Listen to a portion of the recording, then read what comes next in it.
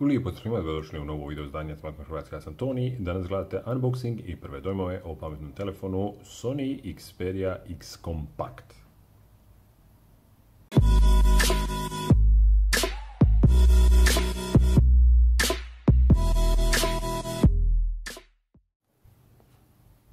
Kao što i obećah, sljedeći Sonyjev pametni telefon na testu je Sony Xperia X Compact, pa je upravo danas sletio u ovu redakciju, odnosno u moje ruke, pa zašto ne bismo krenuli sa jednim unboxingom.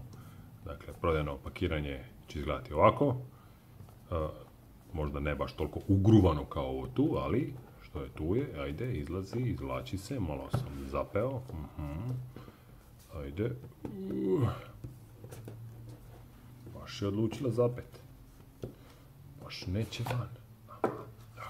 Moralo se sve zaljuljati da uspije.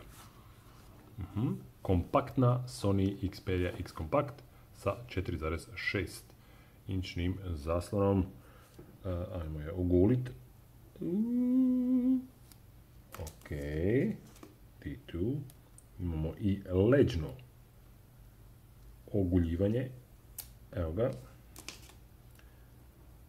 Fino izgleda, ovo je nekakva bijela varijanta ili siva ili baš se zelenkasta, šta je ovo?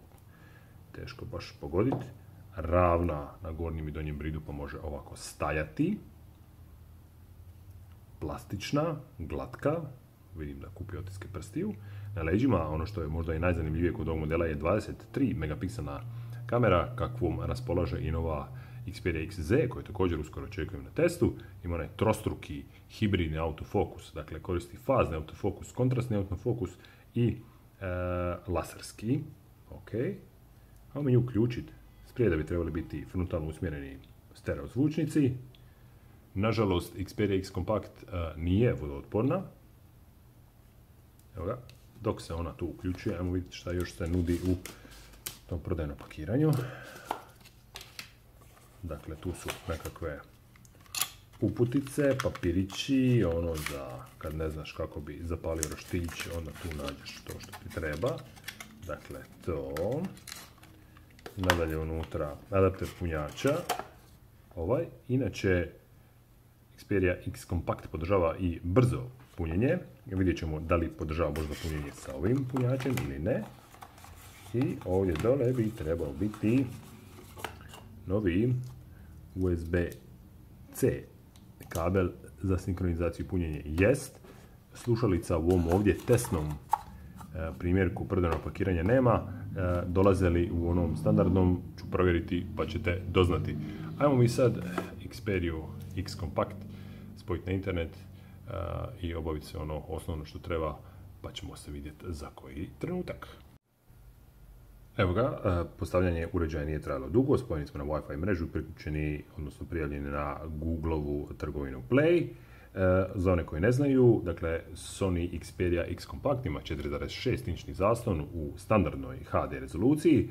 Ispod poklopca je kuca 600 jezgreni Snapdragon 650 sa 3 GB RAM-a, tako da tu ne bi se trebali imati nekakvih problema s performansama. Inače, 32 GB interne memorije proširivo je microSD karticama, ipak uz Snapdragon 650.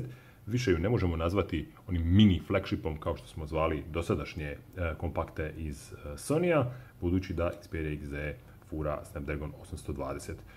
Vjerujem da će ovaj Snapdragon 650 biti posve dostatan kako bi osigurao performanse koje će zadovoljiti većinu, no u to ćemo se uvjeriti sljedećih nekoliko dana koliko će Xperia X Compact biti kod mene. Naravno, vjerujem da vas najviše zanima što može ta njena nova 23 megapiksela kamera i kakva je autonomija koju pruža ovaj telefon, pa svakako stay tuned. Ako imate bilo kakvih pitanja, postavite ih u komentarima ispod. Ja i Xperia X Compact ćemo se sada jako lijepo upoznati i onda ćemo naše dojmove podijeliti u detaljnoj recenziji, onako kako to ja i inače radim, tako da nemate straha.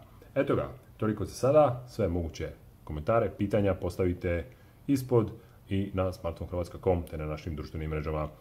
Čujemo se i vidimo uskoro, aj bok!